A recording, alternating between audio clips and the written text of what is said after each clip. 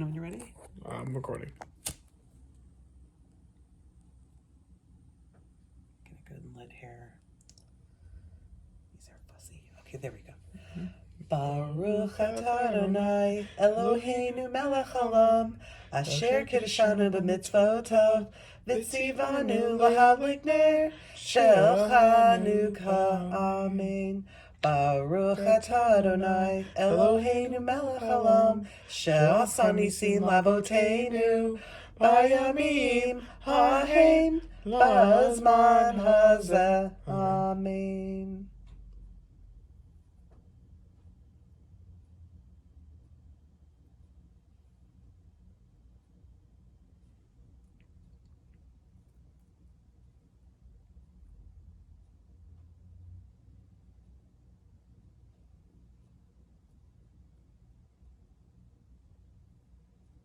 Figured out you gotta like, yeah. There we go. Do the trick Hanukkah candles. No, just kidding. Okay. Awesome. Hey YouTube, how are you? It's Money Minded Michelle and I'm back, this time with something a little bit different. I'd like to cook with you guys and show you how I make this fun one-pot pasta dish that my grandmother used to make for my mom and my aunt when they were young. My grandmother was a working woman. She worked retail, selling fine women's clothing to some of Chicago's wealthiest women. She worked very, very hard her entire adult life. And, you know, sometimes when it came to dinner, it would sometimes be a matter of what they had on hand. She also didn't drive, so a quick trip to the market wasn't always something that she could do easily. So anyway, this is sort of my grandmother's version of goulash. There's no paprika in this whatsoever. We are going to be using these Campbell tomato soups in their concentrated format. Those are from the Dollar Tree, you guys. I'm going to be using these pub burgers from my local grocery chain. Look how thick these burgers are, you guys. They're 8 ounces a piece. I got this 2 pounds of ground beef for only $3.96. What a great deal, you guys. And the fat from this meat is what I'm going to use to saute my vegetation, which includes 1 yellow onion, 1 bell pepper. You can use any color you want. I went with green. I'm going to use this can of mushrooms here by Del Monte. I picked these up at Walmart. You can also use fresh mushrooms you want. You can also omit that if you want. You could put spinach in this dish. There's a lot of possibilities. It's really whatever you like the best. And then I'm also using this 1 pound box of great value whole wheat elbows. We're going to season it up with some of the Supreme Traditions garlic and pepper seasoning from the Dollar Tree. You guys, I put this stuff literally in everything that I make. It's the best. I love it. I love it. So anyway, this becomes kind of a one-pot dish, and my water is done boiling. So I'm going to go ahead and parboil my whole wheat elbows just for about 4 minutes. This calls for an about 11 to 12 minute cooking time to make them al dente. I'm only going to cook them for maybe about 4 minutes, drain them off, and rinse them in cold water to stop the cooking process because I'm going to incorporate it with the rest, and the rest of the cooking will occur later. More on that in a moment. Our pot of water is boiling, and I'm going to go ahead and add my whole wheat elbows, the entire box. In they go. And I'm going to boil these for about 4 minutes and then rinse them in cold water to start the cooking process because the rest of the cooking will occur later when I incorporate the pasta into the sauce. More on that in a moment. Here's our drained and cooked macaroni. Now, you guys, when I say I partially cook it, I mean I barely cook it. At 4 minutes, this would still be crunchy probably between your teeth. There's not much give to it at all, but that's exactly what I want because I want the rest of the cooking to happen in the pot with all the goody goodness. And speaking of which, let's get that meat browning. Okay, you guys, so in the very same pot that I parboiled my pasta in, I'm going to cook the rest of this goodness. And what I am doing is I've got a fire underneath the pot, and I'm going to start crumbling in my thawed ground beef burgers here. I'm using burgers, but see, look, you're not restricted to using burgers. Break it up and use it any way you want. A lot of times I buy this meat just for meatballs.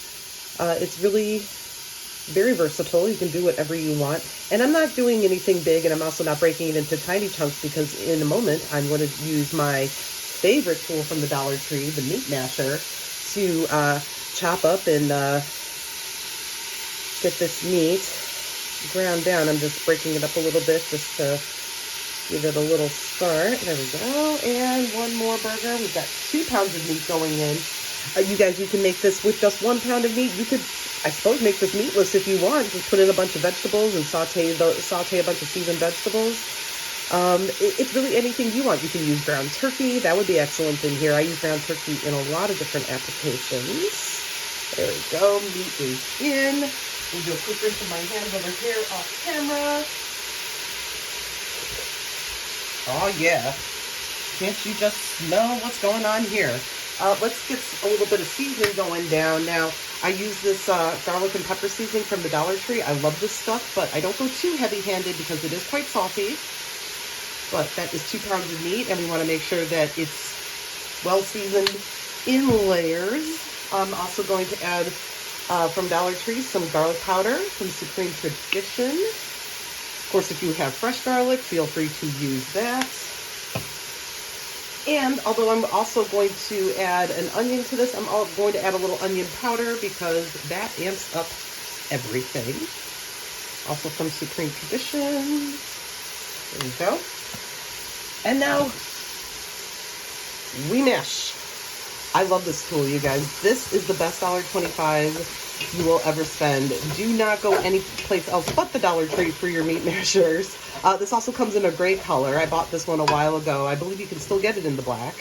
But I have bought this and given it as a gift. I have several because I just think it is the world's best kitchen tool. I love this thing. It's also useful for, you could definitely use it to make mashed potatoes. I've done it in a pinch. And it's great for mashing avocados for guacamole. There's a lot of possibilities with this tool. I really love it, and I think every single kitchen should have one. So next time you're at Dollar Tree, if you don't have one already, I suggest you pick one up. All right, there we go, breaking up the meat a little bit. We're gonna let that brown up. Yum, just sizzling away. And I don't drain off the fat, you guys. That's flavor. I'm going to go ahead and add my vegetation to this very shortly and let it all saute together. Let me get this mashed up a little bit better here. All right. Breaking it up a little bit more as it browns, as it cooks. Starting to smell delicious. Yum. I love this dish, you guys. It's so comforting. It's so easy to do, and Jacob loves it. So it doesn't get easier than that. I've broken down my onions and my pepper, and I'm adding that to the pot. And I'm gonna get this all good and seasoned and sauteed down, and I'll show you what it looks like shortly. Here is our beautiful browned meat. We've added our peppers, our onions, and I went ahead and added that can of mushrooms. I drained it off. And right now, I'm just looking to get a little bit more color on the vegetation, cook it down just a wee bit more, add my tomatoes, and we'll wrap it up here shortly. Our pasta is in, and now I am adding the tomato soup concentrate. These are the larger cans from Dollar Tree. These are a 14-ounce can, as opposed to a standard 10-ounce can of these condensed soups. So I have a total of 3. I'm not sure how much I'm gonna need here. I'm going to add these 2 first, and I'm going to give it a good toss together and see kind of where we're at. Let's see. Let me turn down the fire a little bit too. There we go. And we mix. Blending from the bottom, getting everything incorporated. I almost feel like already I'm going to need some more of that 3rd can. Can't decide.